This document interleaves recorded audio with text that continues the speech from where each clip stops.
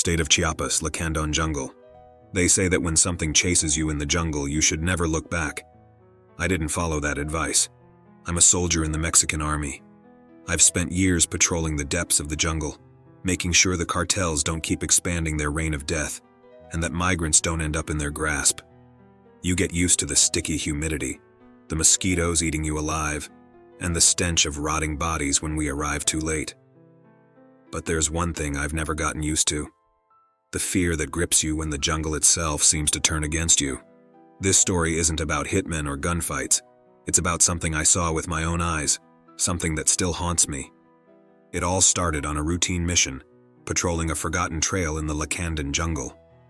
We had been sent to check on a village that, according to intelligence, had been abandoned but showed signs of recent activity.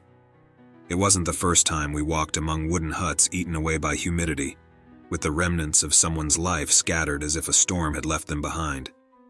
But what we found there was different. The houses weren't just empty, they were clean. Too clean. No trace of people, no clothes, no ashes in the fire pits, as if no one had ever lived there. "Something strange happened here," said Corporal Garcia, adjusting his helmet. He wasn't the only one who felt it. The air smelled different, heavier, like freshly turned soil after a burial. "Let's check and move on," the lieutenant ordered. As we moved forward, a thick mist began to roll in.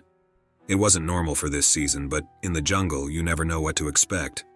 We walked in formation, moving cautiously. The radio occasionally crackled with static as if something was interfering with it, and that's when I saw them. A few meters ahead, emerging from the mist, were thin, elongated arms. At first I thought they were branches, but they moved, rising slowly, reaching toward us with jerky yet determined motions. I froze. "Stop!" I shouted, raising my rifle. My comrades turned toward where I was aiming, but none of them reacted as I expected. "What the hell are you looking at?" Garcia asked. I could only point. The arms were there, moving, getting closer.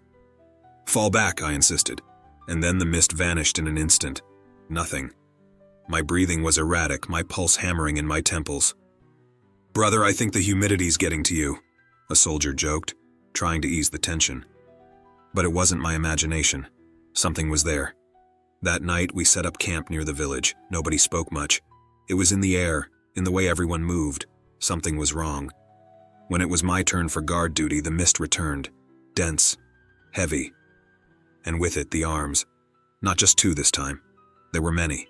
Long, skeletal, reaching out from the fog, twisting as if searching for something. I couldn't move. My instincts screamed at me to run, but my legs refused. Then the arms began moving faster toward me. My breathing quickened. "Wake up!" I shouted, but no one stirred. The arms were just a few steps away when I felt a tug on my back. "Run, damn it!" It was Garcia shoving me out of reach of those things. I stumbled, rolled on the ground, and lifted my rifle, but the mist had disappeared again. Nothing. Not even tracks on the ground. The lieutenant glared at us when the others woke up. "We're leaving at first light." Nobody argued. At dawn, we began our withdrawal, but the jungle was no longer the same. Something was following us. We felt eyes on our backs, the tension rising with every step. Then the mist returned. But this time, the arms didn't just reach out from the fog. They surrounded us. They emerged from the ground, from the trees, from nowhere. One of the soldiers screamed when something grabbed him and dragged him into the dense mist. "Fire! Fire!"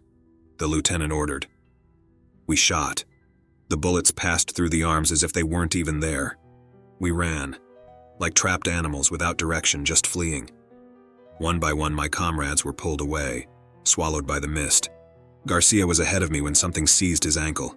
He struggled, screaming my name. I ran toward him, grabbing his arm. "Don't let go." But I felt an impossible force pulling him away. And then he was gone.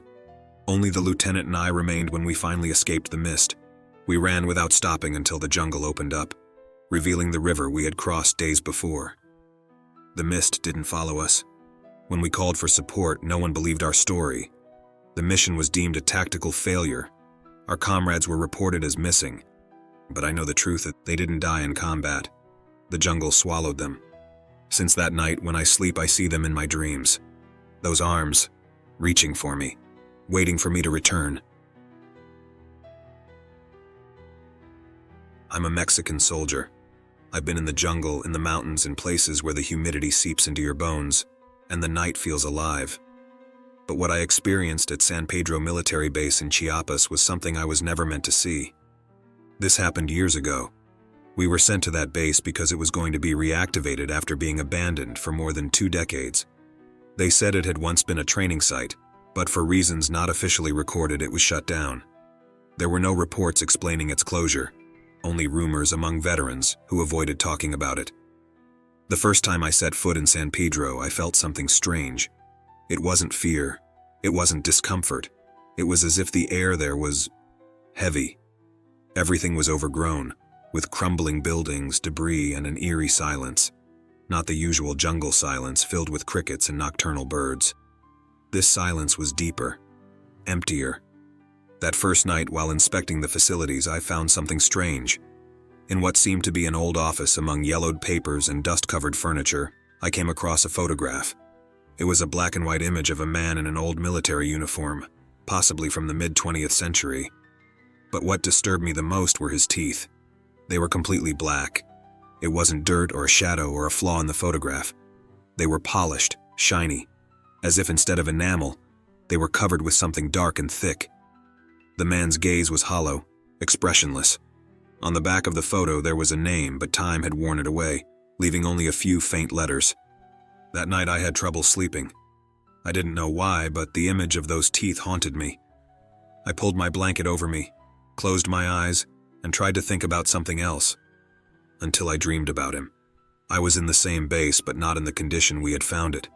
It was a past version, still operational. Soldiers walked back and forth, lanterns lit the dirt paths. Then I saw him. The man from the photo stood at the entrance of the office where I had found his picture. He was staring at me with that blank expression. I tried to move, but I couldn't. I tried to speak, but my throat was dry. Then he smiled. I saw his teeth again, black, gleaming, darker than the night itself. Then he opened his mouth and a sound came out, a low, gurgling growl. I woke up with my heart pounding. "You okay?" one of my comrades asked, lying near me. I nodded, but my hands were trembling.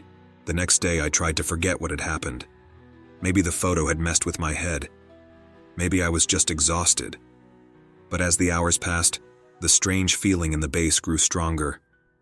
One of my comrades, Corporal Ramirez, approached me while we were inspecting a half-collapsed storage building. "I heard something last night," he said in a low voice. "What?" "Footsteps near the tents, like someone walking barefoot." I looked at him skeptically. There were only us at the base, no one else. It wasn't the wind, it wasn't an animal, they were footsteps. I didn't want to dwell on it. We had enough work clearing and securing the base to worry about noises in the night. But that night it happened again. I was sleeping when I felt movement near me. At first I thought it was one of my comrades shifting position, but when I opened my eyes I saw a silhouette standing a few meters from our tent. The man from the photograph, he was there, in the flesh.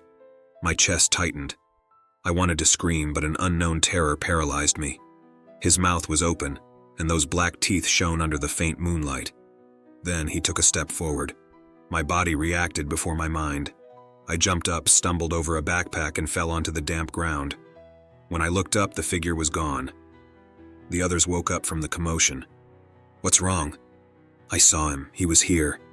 They didn't believe me. Or maybe they didn't want to. Until others started having dreams about him. Until they started hearing his laughter in the dark. Until one of us disappeared. On the third night, Soldier Marquez never woke up. His sleeping bag was empty, his rifle still there, his gear untouched. No signs of a struggle, no tracks showing he had been dragged away. He simply vanished. We searched everywhere, in the base, in the jungle, in the abandoned buildings. Nothing. The lieutenant ordered us to stick together. No one was to be alone, but fear had already taken hold of us. We knew something was wrong.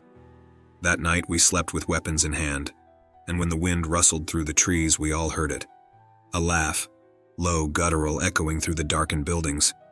The man with black teeth was still with us. By morning, 2 more were missing. No sign of a fight, no blood, just empty beds and the echo of that laughter in our heads. We decided to leave. The lieutenant ordered an immediate evacuation, But when we reached the exit, we found something that made our blood run cold. Photographs. Nailed to the gate with rusty nails were black and white pictures of all of us. Each one of our faces, as if someone had been watching us from the moment we arrived. But in every single photo, our teeth were black. Someone screamed. Another fired into the air. We ran without looking back. I don't know how we made it to the nearest town. I don't know how many hours we spent on the road, silent, avoiding each other's gaze. The base was abandoned again. They say it's still there, hidden beneath the overgrown jungle, waiting for the next patrol to arrive. Sometimes when I'm alone, when the night is dark enough, I feel like someone is watching me. And when I see my reflection in the mirror for the briefest moment, I swear my teeth look black. If there's one thing I learned in my years in the military, it's that the jungle is not an easy enemy. It deceives you. It lulls you with its heat and humidity, soothes you with the song of insects, and hides horrors that only the most unfortunate ever get to see. That night in the Chiapas Mountains, I realized that there are things that should never be seen, and there are missions no one should return from. On that occasion, we were a team of 8 men sent to a remote point in the Chiapas Mountains. Reports mentioned suspicious activity in the area, possibly involving armed groups. Our job was to conduct reconnaissance and determine if intervention was necessary. Nothing out of the ordinary. What we didn't know was that this mission would mark us forever. We entered the jungle shortly before nightfall, moving in silence, following the path outlined on our maps. The air was thick, heavy with the scent of damp vegetation and wet earth. Hours passed without incident, but then we saw it. In the distance, beyond the dense vegetation, a column of white smoke rose into the night sky. It wasn't the kind of smoke left by a fire or a campfire. It was too clean, too uniform. "Anyone else seeing that?" one of the guys asked in a low voice. "We see it," I replied. "We approach with caution." We moved in a tight formation, weapons ready. But as we got closer, the atmosphere changed. The jungle's suffocating heat turned cold, as if we had crossed an invisible threshold. The sound of insects abruptly stopped. Only the crunch of our boots on the underbrush broke the silence. When we reached the exact spot where the smoke was rising from, we found nothing. No fire, no embers, not even the remains of an extinguished campfire. Just damp ground and scattered leaves. "This isn't possible," one soldier said, scanning the area. "The smoke was coming from here." "Maybe we imagined it," another suggested, but none of us believed that. We had all seen it. The lieutenant ordered us to secure the area and set up a perimeter. No one spoke about the cold or the strange silence, but we all felt it. Something wasn't right. We stayed on alert through the night. The jungle remained silent, as if holding its breath. No frogs, no crickets. At some point during the early hours, one of us, Ramirez, started acting strange. His eyes were wide, darting around anxiously. "You okay, soldier?" I asked. "I hear something," he muttered. "What?" "I don't know, like someone whispering from the underbrush." We looked at each other. No one else heard anything. We figured maybe the heat and exhaustion were playing tricks on him. Then another soldier, Morales, froze, staring into the trees. "Did you see that?" "What?" "Someone just walked between the trees." We pointed our flashlights, but there was nothing, not even disturbed branches. The cold intensified. "Stay alert," the lieutenant ordered. No one slept that night. At dawn, we decided to continue with the mission. We hadn't found signs of hostile activity, but the feeling of being watched hadn't left us. We walked for hours until we stumbled upon something that froze us in place. A destroyed camp. The tents were shredded, as if something had ripped through them from the inside. There were no bodies, but there were footprints. Dozens of them. Not human. Long, clawed footprints, as if something barefoot had walked through the wet earth. "What the hell is this?" Morales whispered. No one had an answer. Suddenly, Ramirez started hyperventilating. "We're not alone, we're not alone." "Shut up," the lieutenant ordered. But Ramirez was no longer listening. He grabbed his head, dropped to his knees, and started mumbling nonsense. Then he collapsed. We tried to wake him, but when he opened his eyes, he wasn't the same. He stared at us blankly, as if he didn't recognize us. "We need to get out of here," I whispered. The lieutenant nodded. We packed up and began the return journey. But the jungle didn't want to let us go. The way back was different. We found ourselves in places we didn't remember crossing. The compass spun wildly, refusing to point north. The cold remained. Then we heard the footsteps, not ours. They moved around us fast, heavy. Something was circling us. "Close formation now," the lieutenant ordered. But it was too late. Figures emerged from the undergrowth. They weren't men. They weren't animals. Tall, thin shadows with glowing eyes. They had long limbs and moved without making a sound. We didn't think. We opened fire. The bullets passed right through them. I don't know how we got out. We ran, abandoning gear, ignoring everything except survival. When we finally reached base, there were fewer of us. No one asked about the missing. No one wanted to remember. High Command interrogated us. We said what we could, what made sense. We left out the rest. After that, they sent us to different units. We never spoke of it again. But sometimes, when I close my eyes, I see the white smoke, and I know that something in the jungle is still waiting for us. I always believed that a soldier's greatest fear was dying in combat. That in the midst of gunfire and shouted orders, the real terror was that a stray bullet would find its way into your chest. But I was wrong. The real fear is what defies logic, what bullets and training cannot explain. In the mountains of Chiapas, I discovered that there are things that do not belong to this world. Entities that walk among us, mocking our beliefs and sanity. I learned this the night a fallen comrade's boots began to march on their own. This particular mission took us deep into Chiapas, to a jungle area filled with narrow paths and dense vegetation. We were sent to an improvised camp near a river in the middle of nowhere. The order was simple: patrol and reconnaissance. Reports indicated the presence of armed groups in the area. Our job was to track, report, and, if necessary, engage. We were a group of 9 soldiers, all experienced, hardened, but also aware that the jungle had its own language and its own rules. The humidity clung to our skin, mosquitoes gave us no respite, and the nights were a torment of unfamiliar sounds. But none of that prepared us for what was coming. The first time it happened, it was almost imperceptible. We were in night formation when one of the soldiers noticed something strange. "Sergeant, I think someone moved behind the tent," a comrade whispered, aiming his rifle. The jungle is deceptive. The ear plays tricks. The wind moves the vegetation, and the darkness turns shadows into monsters. We checked with our flashlights, but there was nothing. We thought it was an animal. The night went on, but the feeling that something was wrong did not fade. In the early morning, an unusual sound woke us. A dry, rhythmic pattern. Step, step, step. I stepped out of the tent, rifle in hand, and I saw them. A pair of boots. The boots of one of our comrades who had fallen in combat days earlier. There was no one inside them, but they stood there, upright, moving with the precision of a soldier in formation. No one spoke. We only heard the crunch of the dirt beneath the leather soles. The boots advanced on their own, as if an invisible ghost was wearing them. "This is a joke, right?" one of us asked, his voice shaking with fear. No one answered. We knew there was no way this could be a joke. One soldier cautiously approached and kicked them. The boots fell, but seconds later they stood back up and resumed their march. That was the moment we understood that something not of this world was with us. One of the youngest wanted to run, but I stopped him.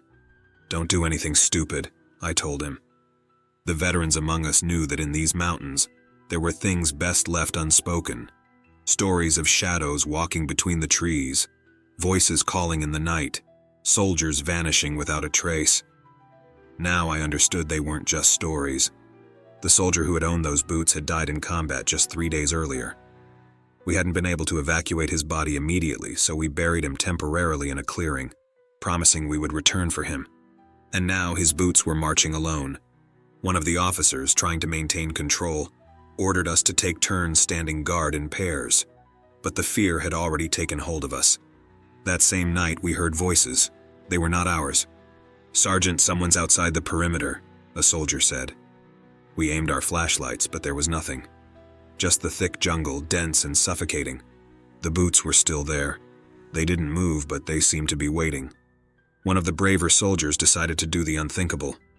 "If this is what I think it is, we need to do the right thing." With the help of 2 others, we dug up the place where we had buried our comrade. The earth was disturbed, as if something had tried to claw its way out. But the worst part was when we finished unearthing the grave. The body was gone. We couldn't stay any longer. At dawn, we packed our gear and left the camp. The boots remained where they were, motionless but still carrying that sinister presence. When we arrived back at base and reported what had happened, our superior remained silent for a long moment.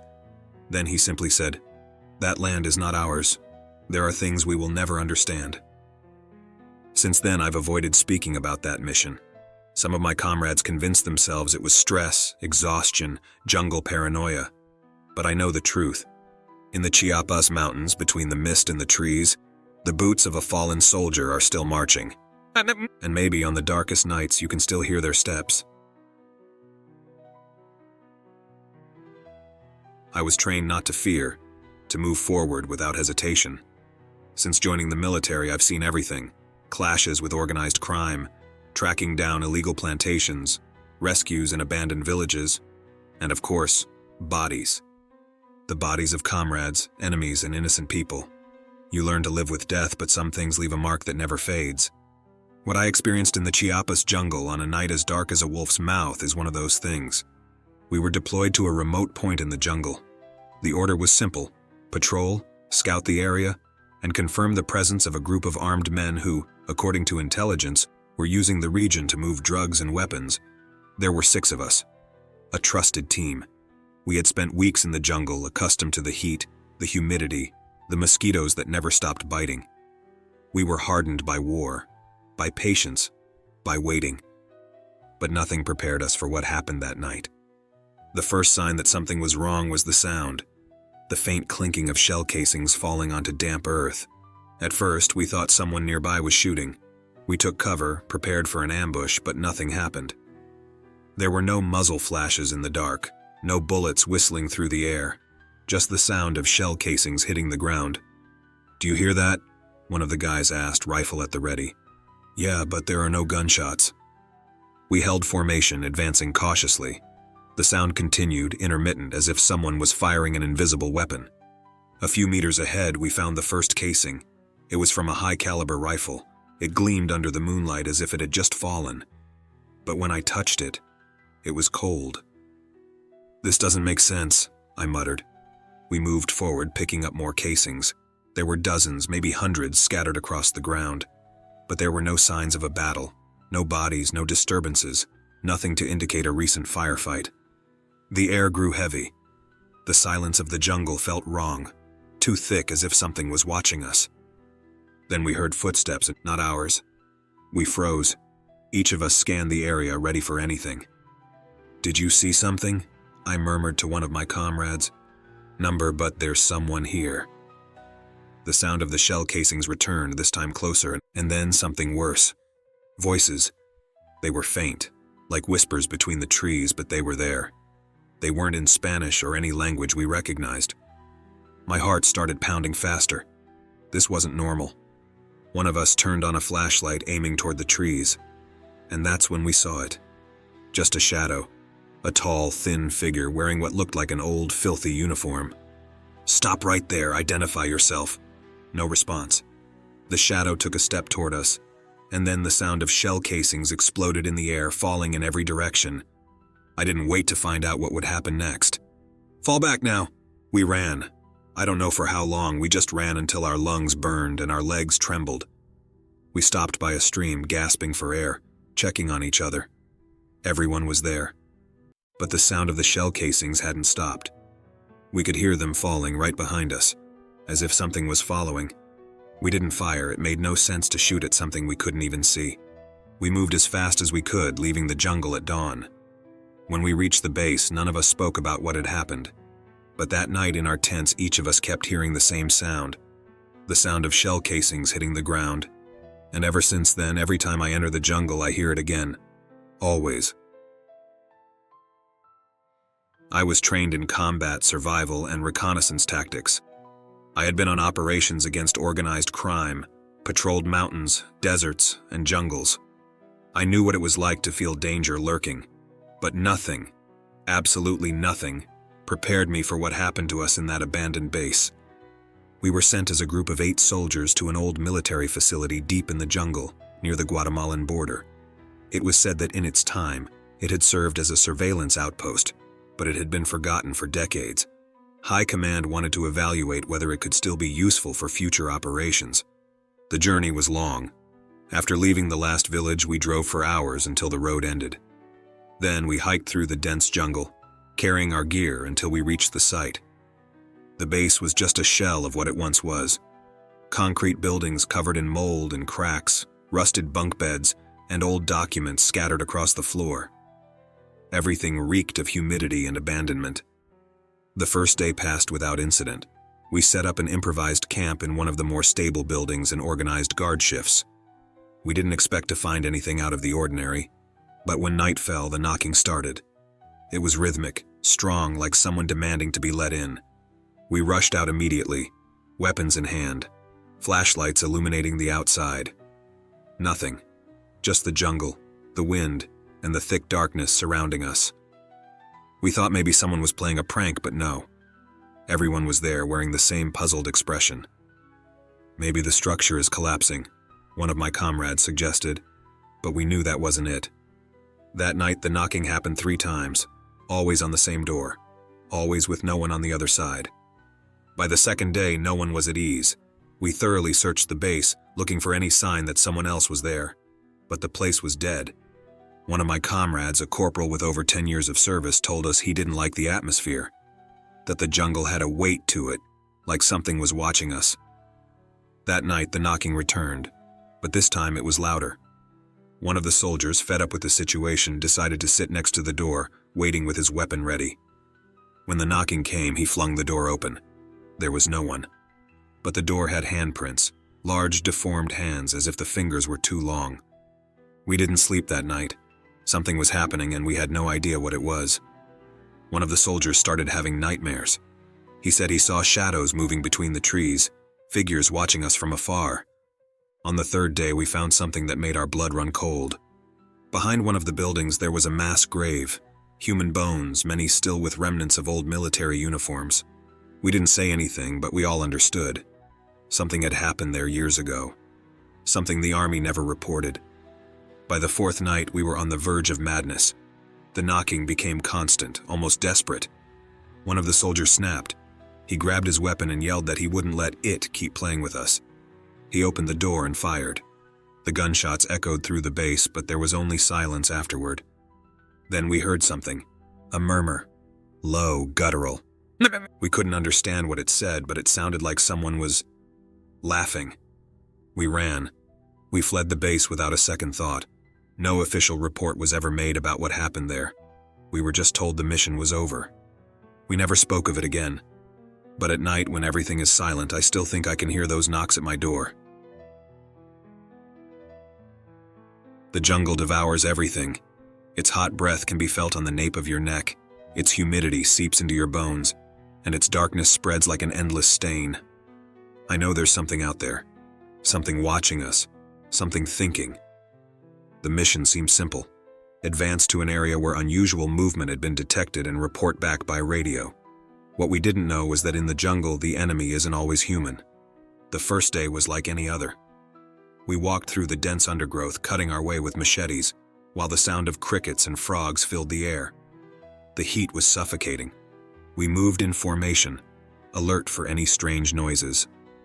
At nightfall, we set up camp near a river. While eating cold rations, someone told a story about the beast with human eyes, a local myth. "They say it's a jaguar," murmured the sergeant, "but with human eyes. If it looks at you, you never leave the jungle." We laughed, because that's what soldiers do when something unsettles us. But deep down, we all felt a chill. The first sign that something was wrong was the disappearance of one of our comrades. He was a young soldier, fresh out of training. He had been on guard duty in the early morning, but when we woke up, his place was empty. His rifle was still there, his backpack untouched. We searched for footprints, clues, any sign of where he had gone. Nothing.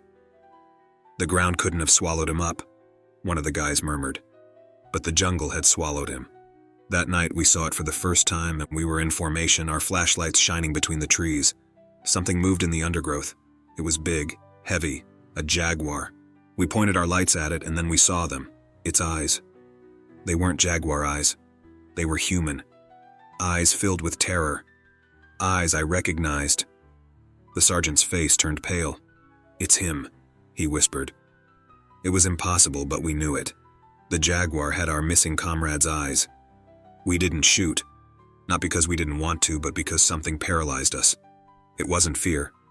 It was something else, something deeper. The jaguar stared at us for an eternal moment. Then it disappeared into the trees. No one slept that night. We decided to abandon the mission at dawn. No matter what the superiors said, we wouldn't stay another day. But the jungle didn't let us leave. The way back became impossible. The trails vanished. The compass spun aimlessly. Something was keeping us there. Every night the jaguar returned. It didn't attack, it just watched.